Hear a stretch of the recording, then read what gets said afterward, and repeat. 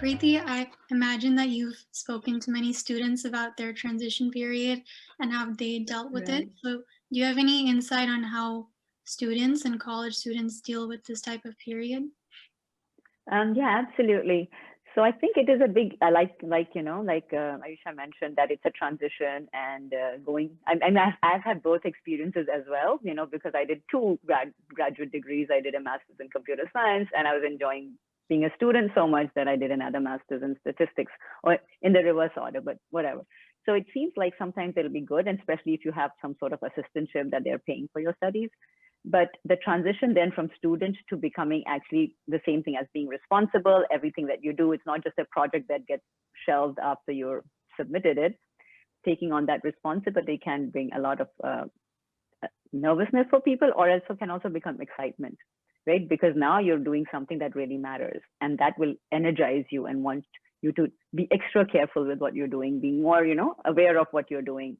The other thing is the social aspect, because many people, it's very easy to get along in college, make friends, because they're all there in a certain space. But once you start work, then the kind of communication you need, the kind of network you need to start building, or making friends becomes a little harder.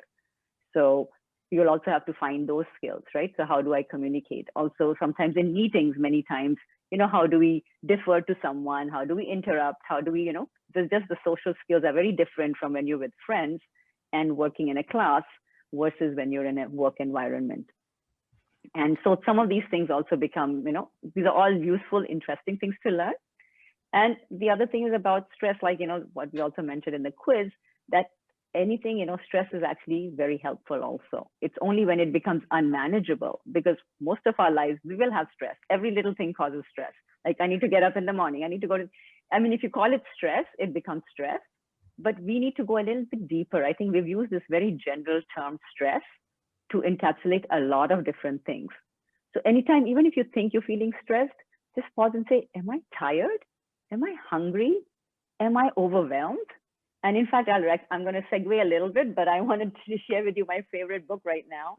I have a lot of books for recommendations, but this one is Permission to Feel. And I would suggest, it's from a professor in Yale, and they're going to partner with us for our product as well. But it's called, he's come up with that, we have to allow for emotions, and we need to understand what the emotion is. If we put a generic label to it, then we won't know what to do about it. But if I know what that emotion is, then I know how to manage it and how to handle it. So that's why, sort of go a little bit deeper and then figure out what's happening. So I won't, so basically we're getting back to the topic is for the transition, but those are the different things, that how you look at the viewpoint of what you look at. Instead of being so nervous and worried about it, maybe you can say, I'm excited about learning something new. I'm excited about, so your mindset will also make a big difference in the transition, whether it's going to grad school or whether it's going to work in whatever environment you find yourself.